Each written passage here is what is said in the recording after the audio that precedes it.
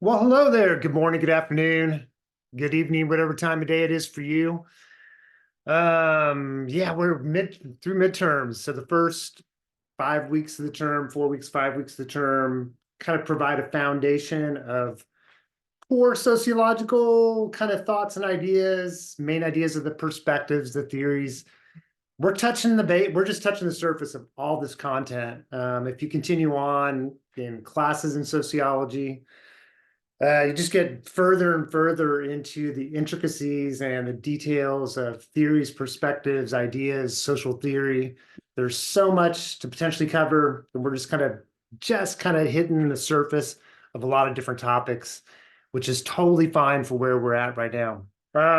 So after that foundation, the first 4 weeks of the class, core concepts, theories, ideas, going back to sociological imagination, language and culture, material culture or non-material culture, Sapir-Whorf hypothesis, ideas of development of self, social construction of reality, all these different kind of components. Now we're going to start making applications into very a little bit more narrow areas. Like this week, we're going to dive into deviance, and then we're going to next three weeks after that, social stratification, so class and wealth stratification, race stratification, gender stratification.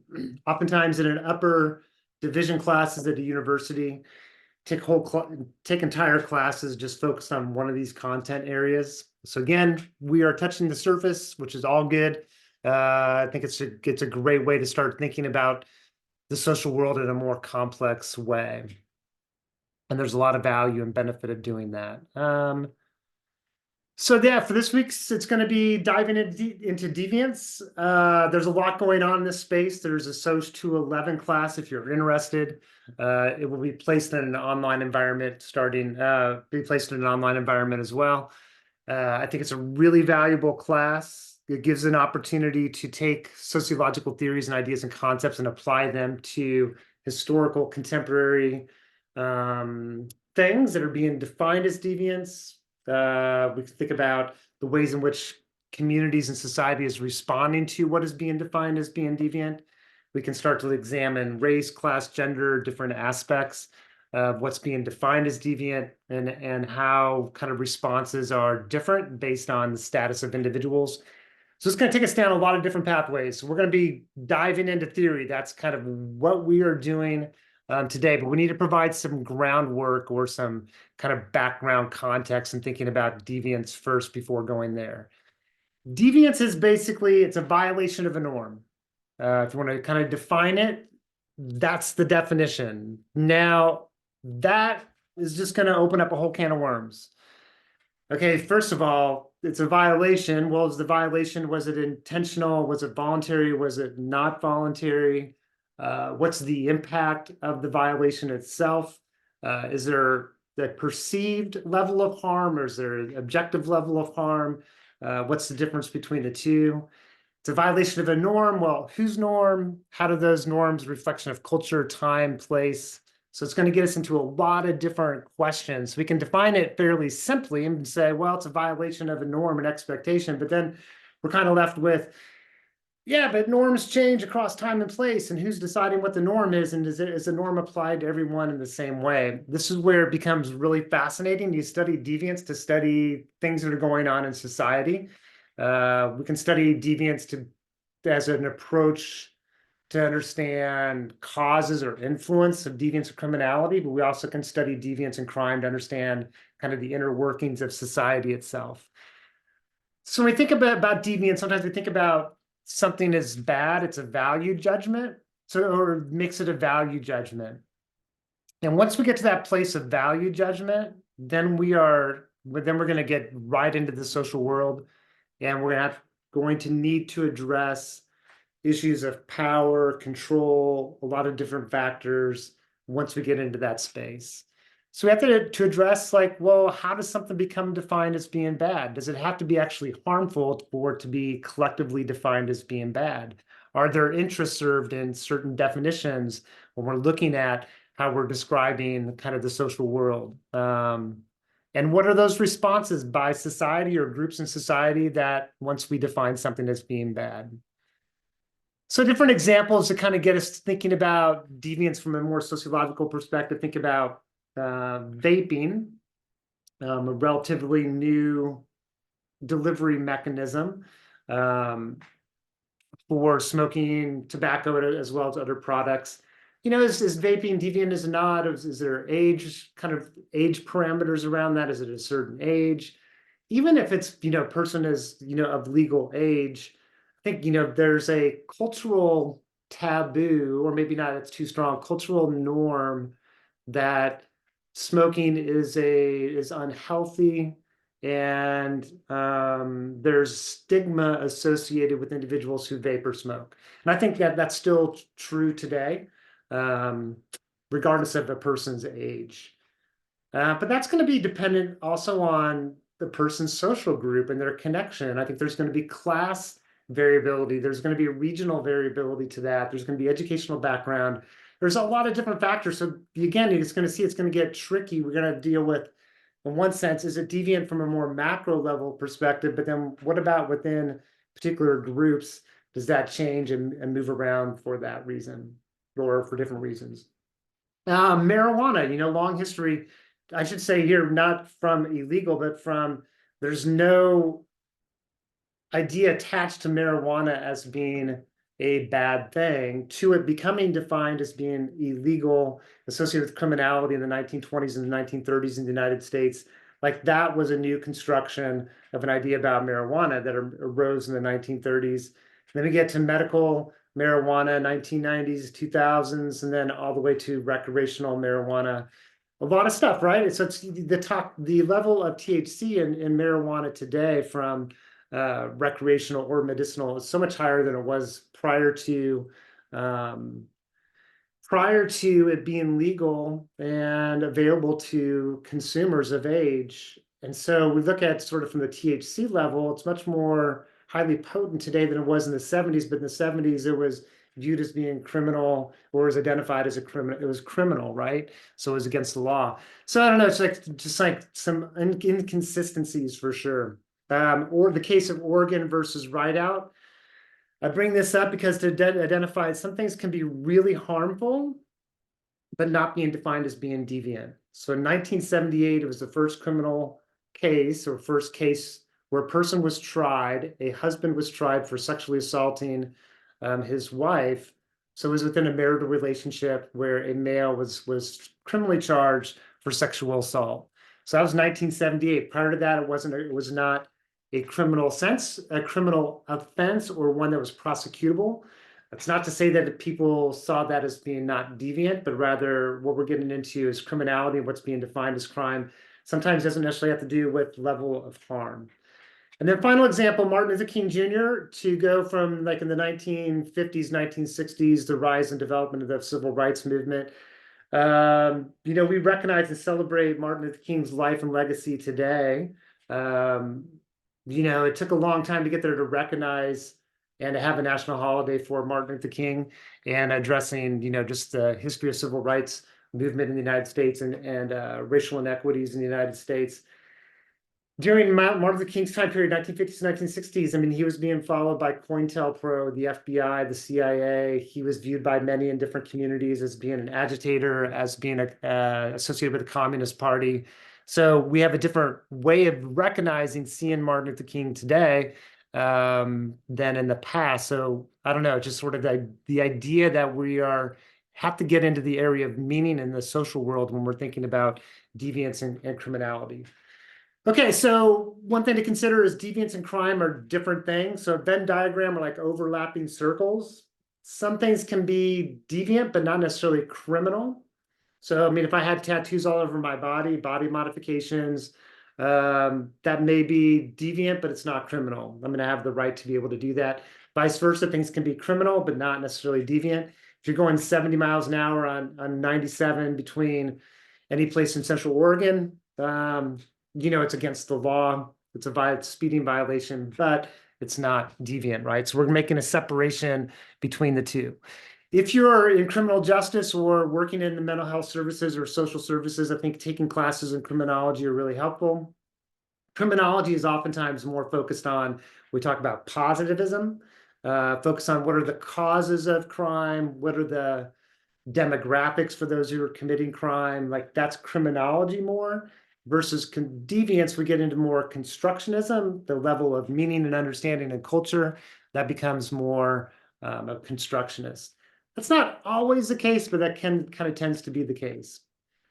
So now let's get into, before we get into the theories, 4 elements of deviance: the act, the actor, the setting, and the response. So the first way of thinking about deviance is addressing the act, and understand that acts, behavior, ways of thinking, ways of doing, that the meaning attached to them change across time and place.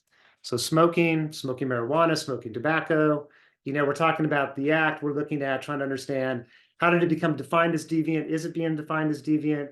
We're looking at history and culture, a lot of different social factors that are going on in that space.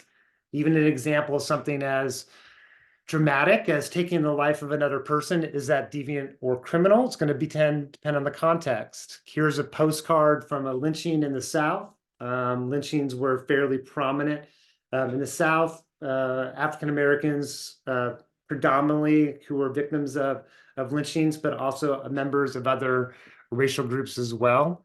And that these were public events. They're actually postcards from these events to, I don't know, recognize the event that happened. They're public gatherings. It was not viewed as deviant or criminal by those who are members, those who are there, who are participating in or observing that particular event.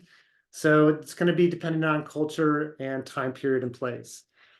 Also, to kind of address that not all deviance is voluntary. So people can be formed, that we think about, people must be doing something in order to be assigned a label of deviance, but sometimes deviance is involuntary. A person is born with, they're with the precursor to schizophrenia, or has psychosis, the hearing voices, seeing things that aren't actually there. They didn't will that to happen. It's involuntary, but yet it's going to be assigned a deviant kind of status. So it's not about, is it voluntary or not? Even things like somebody who has born with a physical deformity, there's no volition, no choice in that. And even the word deformity is marking that sort of sense of difference and putting a stigma on something. So different examples. I don't want to spend too much time here. Just you could read through those. Just think about smoking, laws and ordinances around smoking and how they change across time. Even the idea of binge drinking. Binge drinking did not exist as a term until the 1980s. People may have what we interpret as binge drinking, before that, but it wasn't defined that way. So cultural definitions of drinking and excessive drinking and what that means. Okay, the second element is the actor. So sometimes it depends on the status position of the actor, influences whether something's going to be defined as deviant or criminal, and also the response from community or society itself. So sometimes race matters, class, gender, the achieved status of an individual matters. Different people treated different ways based on their status. The gender double standard regarding using foul language or cuss words. There's a double standard there. Harry Styles got in Vogue magazine years ago, wearing a dress, very provocative. I kind of wonder a little bit if he was a person of color, of a different social class. Like it was provocative for him, playful and provocative. What about if it's a member of a different race, a different class, a different background, different age? What's going to be the assignment of meaning based on the changing and shifting of those status positions? 2021 insurrection of the nation's capital, predominantly white males who reached the nation's capital. Hard to imagine or just think about how that might have been different if it would have been people of color who breached the nation's capital for what they viewed was a violation of constitutional process. And then finally, think about opioid and crack, different substances. Crack, 1980s, 1990s. This was part of the war on drugs in the 1980s, 1990s. Opioid more recently.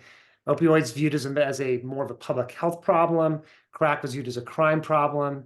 easily argue that crack was a public health problem. So the question is, does it matter, that opioid would hit white communities, white economically depressed communities? It also crosses a lot of social class lines. Crack was more inner city. So was there a difference of assigning meaning based on the status of individuals who are using? So the setting is another one. So sometimes, the same activity engaged in, but you change the setting, you're going to change the response. So norms are kind of linked to, so expectations are linked up to time and place. So behavior in one setting is okay, but in another setting not. Public displays of affection, drinking alcohol, certain places, locations, norms are going to be dependent on the context, the setting, the time period, all these different kind of examples. And then finally, to think about the audience response, so responding with stigma, a look, a sort of a disregard, some sort of hostility towards an individual, all the way to something more formal, like the law or a sanction within an institution. So there's a lot of different degrees of stigma, degrees of sanctions are going on there. In thinking about deviance, we have to recognize that it requires an audience response for deviance to actually exist. So if there's no audience response, there is no actual deviance. It gets a little tricky though, because in some sort of way that the audience doesn't actually have to be present for stigma to occur in a kind of way. So for example, if I was what's called a secret deviant, where I'm engaged in deviant behavior, but no one knows it. So let's say I don't know, say I binge drink on my own, and no one knows that. It happens in secret and privacy of my own home. I'm still aware, to go back to Mead's concept of generalized other, I'm still aware of what society's expectations are. So there may be like a stigmatization that's going on, but it's not coming from any particular individuals because no one's aware of my engagement in, let's say, binge drinking. So we think about this number 4 we're looking at and trying to identify, let's examine and take apart the audience response. What is the response and how do we understand that? That's an important area to address when we're thinking about deviance. Okay, so that's about almost 20 minutes for material. So now we're going to get into theories of deviance, and it's going to take a while. So try to go through fairly quickly and efficiently. A lot of different theories. Not one is right, one is wrong, but we need a lot of different theories to be able to have a more comprehensive understanding of deviance and criminality. These theories there's a lot of history behind all these, a lot of research into all these theories. Again, a lot of different degrees of support. Part of it's going to depend on what type of deviance or crime we're talking about and whether or not that theory is going to be applicable. So not all theories are applicable to every area of deviance or crime. The first real theory or positivist theory in sociology that comes out and looking at deviance is what's called the social disorganization theory or social ecology theory. So it focused on, prior to this, we don't get into this, but prior to this, it was kind of viewed as like crime is like rooted in bad individuals. And like that's the cause. It's just people are degenerate. There's a lot of scientific racism, scientific classism. That's basically an individual kind of thing. Then the first kind of major theory in sociology or social sciences that comes out is this idea that part of crime is being driven by the way a community is organized or disorganized. So it's focused on community organization. And here's a map. This is Burgess and Parks came up with the theory. And what their idea is that in the central business zone, there's a lot of economic activity. A lot of people coming and going, but there's central business activity. There's a lot of stability in that area of the community. Crime rates are relatively low. You go to a zone 2, a zone of transition, people are moving in and out. Home ownership rates are relatively low. People are less committed to that community itself. There's a lot of economic breakdown, maybe higher rates of poverty, less of a sense of community in that spot. It's in that space where crime tends to be much higher. So we're looking at what's the impact of society, of community organization on crime rates.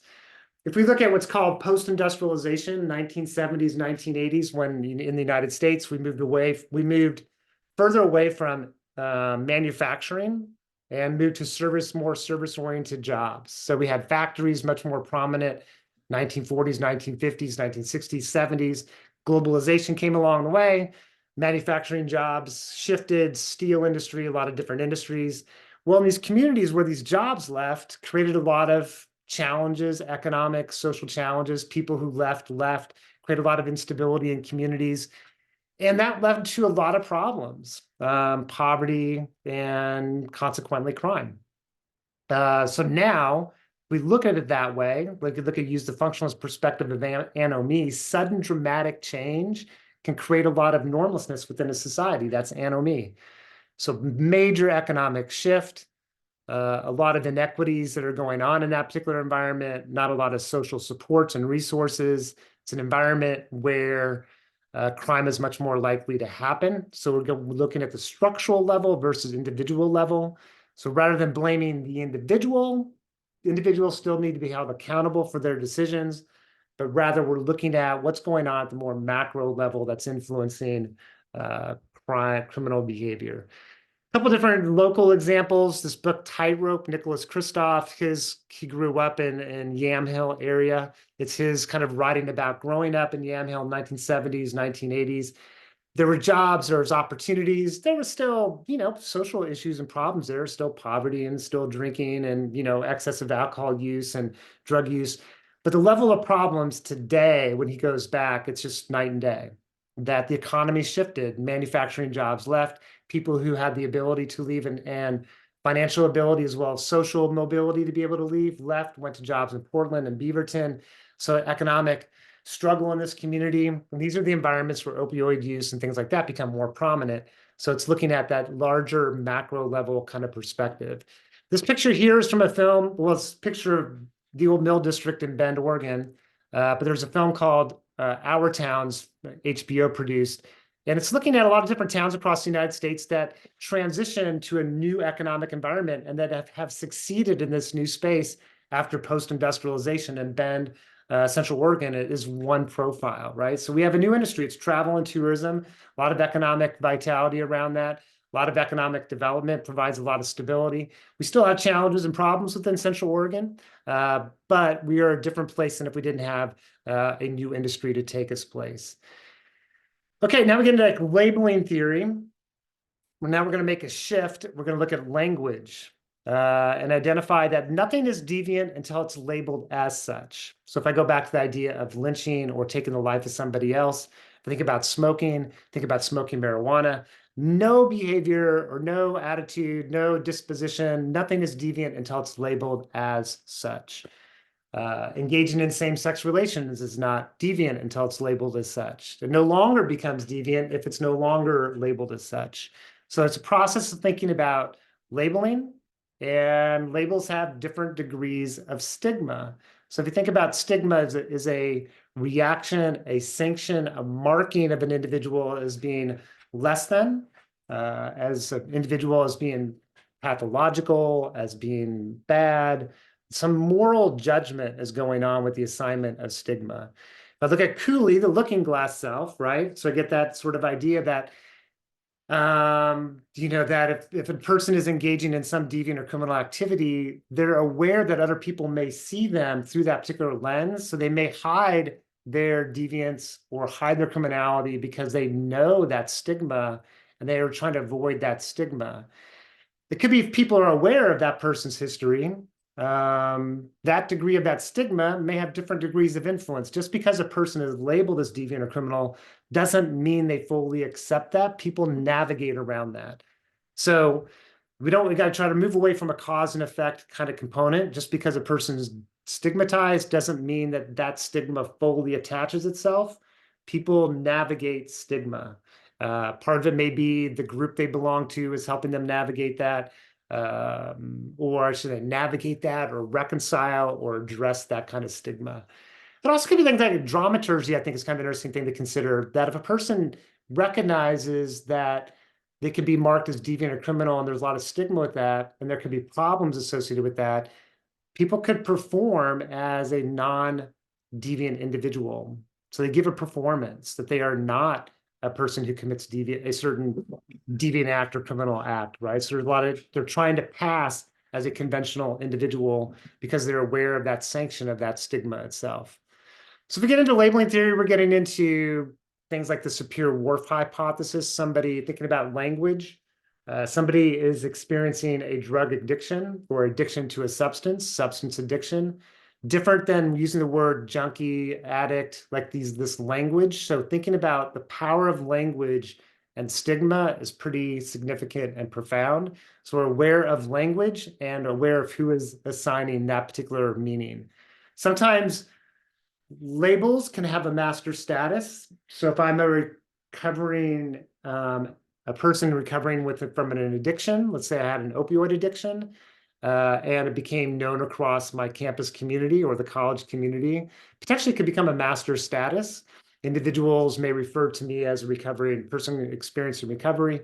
I may even bring on that master status, or it becomes an important part for my own identity. So, I mean, you can think about, I don't know, this idea of stigma and also labeling and the importance of master status sometimes. The person's formerly incarcerated. They are, the word convict or a felon. That could be a master status that follows people wherever they go, right? It also can be an important part for a person's identity, recognizing their history. So part of that. So labels, culture and power, we also get into that space. They're in the 1980s, 1990s, during the time period of the war on drugs. There were ordinances or laws, regulations around people wearing baggy pants. So if you wore baggy pants, it was associated with kind of prison culture. Different cities put in ordinances and made it a misdemeanor offense for people wearing baggy pants. A lot of unconstitutionality regarding that, civil rights violations, and a lot of these ordinances were removed. A lot of race kind of stuff going on in this space.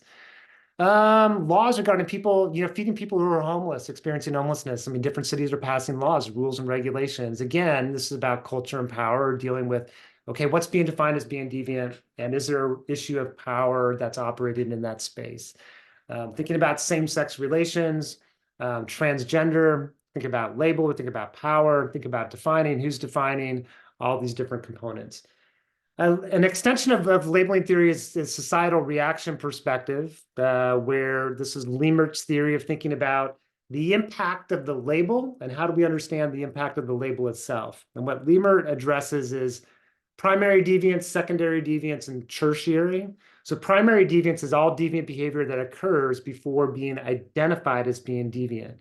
So think about this is all before any stigma happens. Then the secondary deviance, let's say a person gets caught or identified as engaging in a deviant or criminal activity, gets sanctioned, gets stigma. Now we're looking at secondary deviance. So looking at the consequent behavior, it's possible that the label and the control and the stigma that happens after being identified as being deviant actually amplifies the deviant or criminal behavior. So labels can have an amplifying effect. Oftentimes, I think there's greater awareness of the potential impact of labeling for individuals who are of a younger age and their involvement in the criminal justice system, and being aware that sometimes that label and those labels, like a juvenile offender, can be incredibly powerful and actually can facilitate that secondary deviance. So when we look at secondary deviance, we're recognizing or looking at what's the likelihood, or to what degree does the label actually amplify additional deviant behavior? And then tertiary deviance is people are reconciling, maybe after experiencing a lot of the stigma, an individual comes to accept that as part of their identity, and then it's kind of an attempt to remove some of that stigma, kind of like you call me an addict, now I am an addict, kind of thing. It's a way of kind of responding to things to maybe and bring that into their own identity or experience, to accept that kind of label, but also maybe to be empowered by that as well. I think a powerful example of this theory is looking at individuals who are transgender. the sanctions and the stigma are significant and powerful. And individuals who are transgender are experiencing a much higher rate of suicidal ideation, thought, as well as attempt compared to the general population. And that's due to stigma and response. That's a secondary deviance. I don't know, here's a chart just looking at cultural attitudes, dispositions regarding same-sex relations over a period of time. Let's just kind of I'm like 30 minutes into this, and we got more space to go.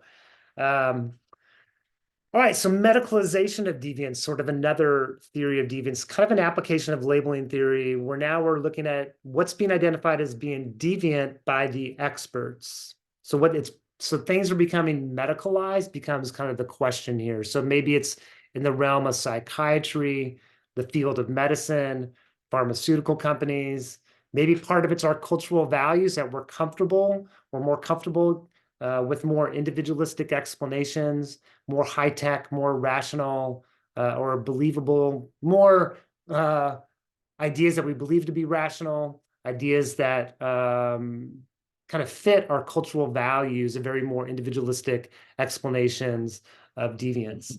So think of things like, for example, there's a lot of argument and perspective that depression and rates of depression within a society are being influenced by a lot of macro level forces, the kind of work that we do today, our social connections, the meaning that we have within life itself, our integration into social institutions, that there's a lot of stuff that's actually facilitating the degree in which people are experiencing depression in society.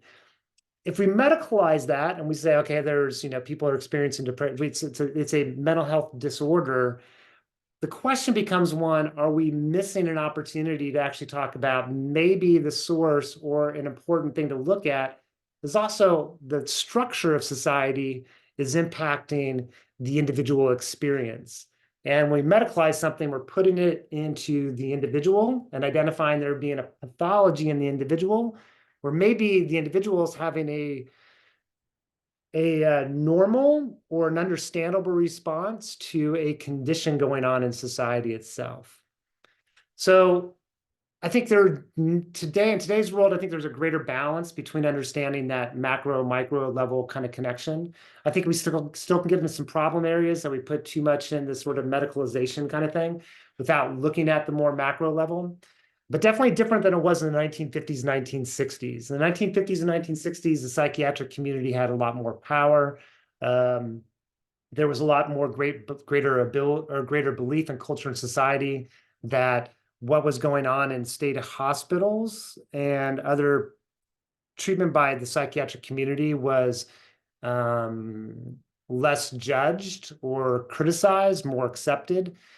And things like electroconvulsive shock therapy that was happening in state institutions, the placement or the mandatory involuntary placement of individuals in mental health hospitals, lobotomies, removal of the frontal lobe. All these different things were going on in hospitals. There became a rise in development, was called the anti-psychiatry movement, where people were criticizing the field of psychiatry, saying this field has gone well beyond its scope. And there's a critique, and it's the anti-psychiatry movement. People started to question a little bit more what's being defined as being deviant or psychiatric, and this idea that more and more life is getting medicalized, and there became a push back against that. So things like, homosexuality was defined as a mental health disorder from 1952. It was viewed in 1952 as a sociopathic personality disturbance. All the way to 1973, it was a diagnosable mental health disorder.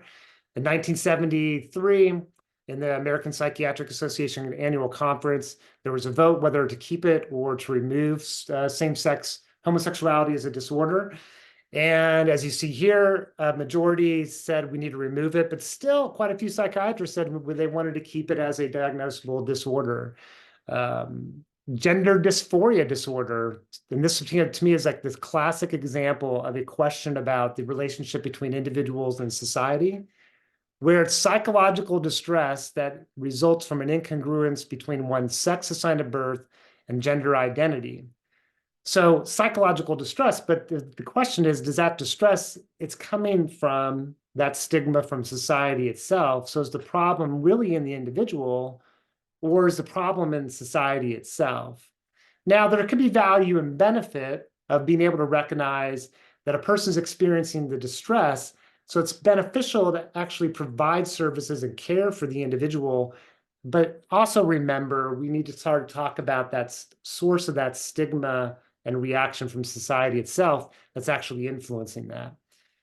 This condition of premenstrual dysphoric disorder got a lot of attention. I think a more contemporary classic example of medicalization by pharmaceutical companies promoting an idea that premenstrual dysphoric disorder, so certain women who experience psychological impacts, distress based on premenstrual conditions, and there is a pharmaceutical medication for that particular condition, raises the question, are we medicalizing more and more of our lives? And is there an economic motive behind some of that going on? I'm going to skip over that diagram there, kind of get into, here's a couple examples of the anti-psychiatry movement. So a psychiatrist by the name of Thomas Szasz talked about, and then I think this book came out in the 70s, the myth of mental illness. And his argument was that if it's things like schizophrenia or bipolar disorder, if there's a neurological basis to it, a physiological basis, his argument that that's a medical problem, not a psychiatric problem, and that everything else are problems in life, like anxiety and depression. Like these are problems in living, these are problems in life. And he's questioning whether or not these institutions, things like psychiatry, psychology, social work, that they're investing themselves in medical definitions. And he's questioning that. And he's not saying that we shouldn't recognize that people are experiencing difficulties and challenges. It's more that assignment of meaning and what's being defined and how are things being defined. If you want to check out this study, this is part of the anti-psychiatry movement as well, Rosenhan, Being Sane in Insane Places. I won't go through the details of that, but there's a video. I can't link it up here, but if you type that in, it's a pretty interesting study looking at basically the subjectivity involved in people who are being admitted to state hospitals, and staff believe that they were being more that they could recognize mental illness more accurately than they actually could. So Rosenhan kind of did a study, and it revealed the arbitrary, subjective, certain degree of arbitrariness and subjective nature of admissions to state hospitals. All right, continue on. So I'm going to continue on past that. Now we're going to kind of get into conflict theory. So conflict theory is going to get us into looking at power and inequality, race, class, gender, sexual orientation, to basically understand like what is going on in terms of sanctions and laws and things like that. There's probably going to be a component that is going to be related to power and social inequity. So from definitions of what is criminal or what is deviant, all the way to arrest, all the way through processing through the criminal justice system, there's class, race, and other biases that are going on in that space. It's not about the individual, let's say, officer or judge or probation officer level.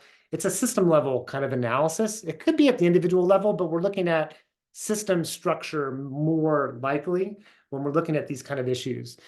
So for example, the war on drugs in the 1980s and 1990s, is viewed as a crime problem versus a public health problem. Like that's a major distinction. And there's probably going to be, there's a lot of documentation, argument, perspective that the war on drugs was also, there's a race dimension to that. All wars on drugs historically in the United States, there's a racial dimension to them. There's a class dimension. And the question of if there's something going on with a substance that's impacting people and communities, why not move it towards a public health problem versus a crime problem? Is the reason for that part due to race, dynamics in society, class dynamics, and other kind of things? In the United States, we have a retribution model more than a rehabilitation model. So retribution, eye for an eye, tooth for a tooth versus rehabilitation. Some of that perspective of retribution comes out of class biases and race biases within American history and culture. Policies in the United States that were around for a period of time, but eventually became through the courts, identified as unconstitutional. Things like stop and frisk policies, where law enforcement were given the opportunity to basically stop people if they believed that they were engaging in, or the potential to engage in, any criminal activity, that they stop and frisk them, became basically moved through the courts as a violation of civil rights and liberties, and viewed as harassment, racial disparities involved in this particular practice. But that went on for a long period of time, and things related to broken windows policies, similar way. And so we are addressing here with conflict theory the relationship between race, class, other areas of inequality and power. Sometimes, like, what's being defined as criminal or deviant, I mean, the status of the actor makes a difference. And the audience, who's the audience that's responding? Is the audience like a middle class audience? How are laws being shaped that are reflecting interest? The war on drugs didn't impact the middle class community for the most part. So there's maybe not a vested interest as much. I would argue there is, but more people maybe in the suburbia white middle class didn't see themselves as having a vested interest in really caring about the laws that are being passed in the 1980s and 1990s. Well, that's part of that audience response is also a story about the white middle class community and society as well. White collar crime versus street crime. The film 13th, if you're interested, provides a real provocative look at criminal justice and race through early American history to present. Pretty provocative film. And vagrancy laws, being in the city space, loitering laws, things like that, like these laws may be reflecting interest. The functionalist viewpoint has a perspective that if something exists across all societies, all time and place, it must have a function. Deviance has a function. It's impossible to get rid of deviance. So deviance has some vital function for society. If you remove an area of deviance, another one's going to come in its place, because we need deviance for some social benefit. So part of what deviance does, it can clarify what our values are. It can help us establish boundaries between what's acceptable and what's not. Like, how much of something are we willing to tolerate before we start to say we need to do something about it?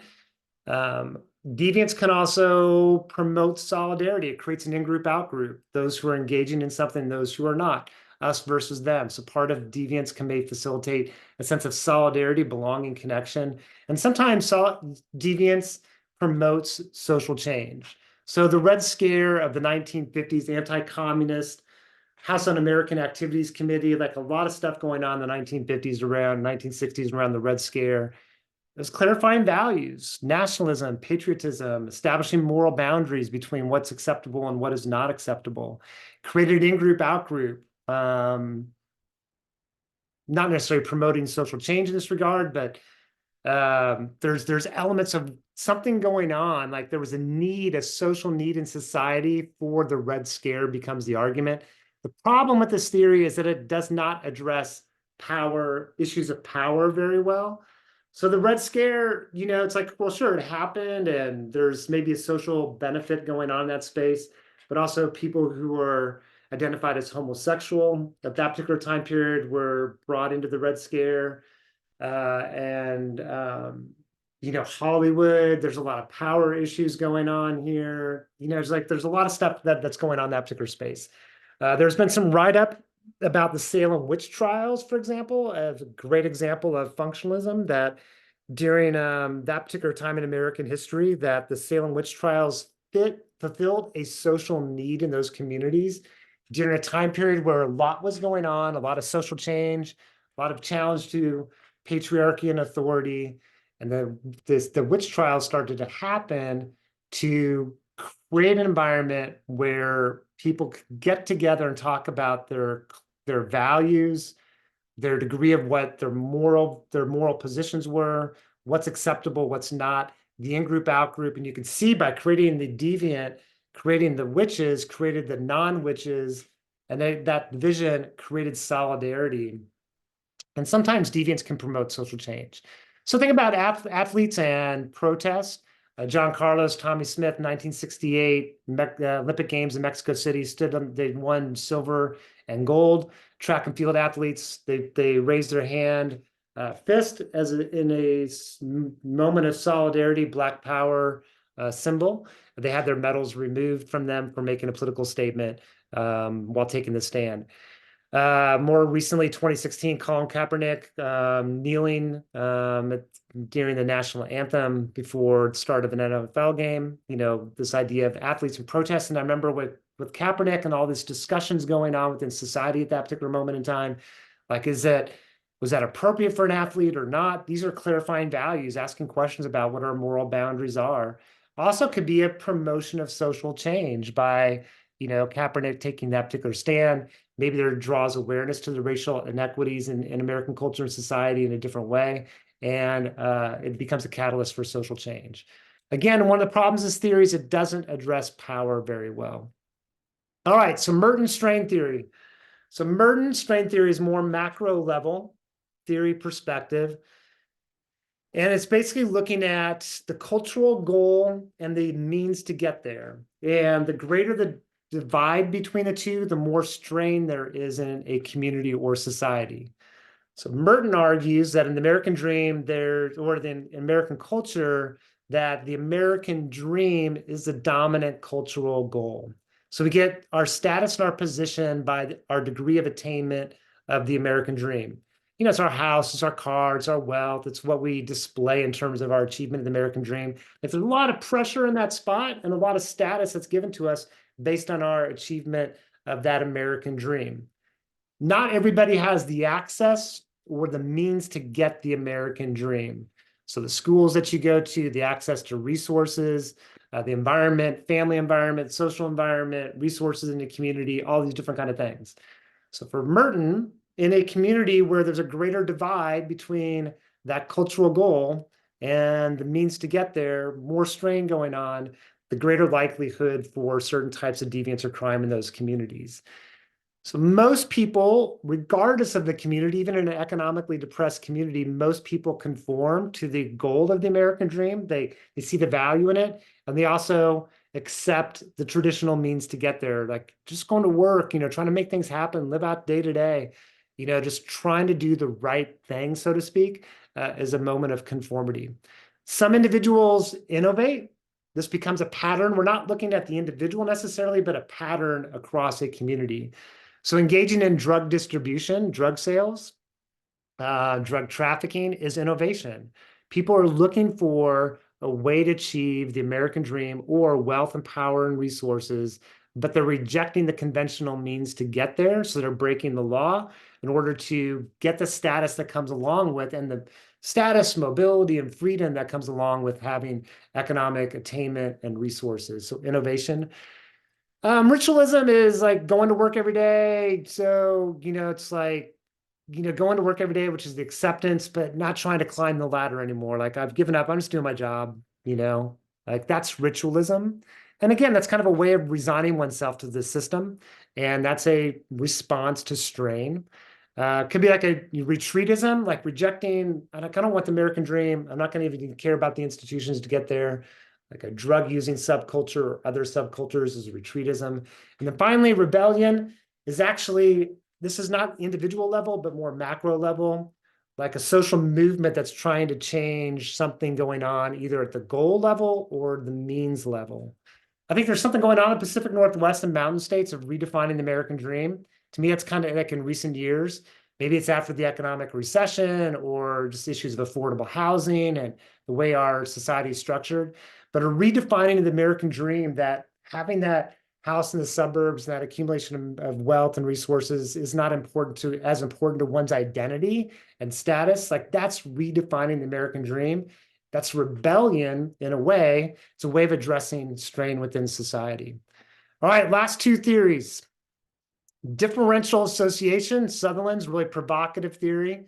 It's a theory that all behaviors learn, conventional behaviors learn, unconventional behaviors learn, deviant behaviors learn, criminal behaviors learned. So it's everything is learned, whether it's traditional or non-traditional. And the process of learning is the same. What we learn is different, but the process of learning is the same. We learn when we're in groups, we learn based on our involvement around others.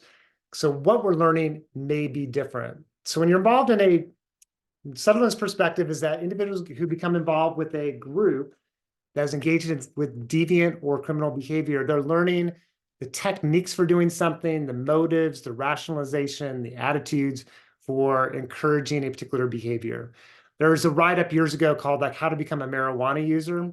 This was 1960s, 1970s, great application of differential association. And it was basically researchers were looking at individuals who tried marijuana for the first time. They had a good experience or a bad experience.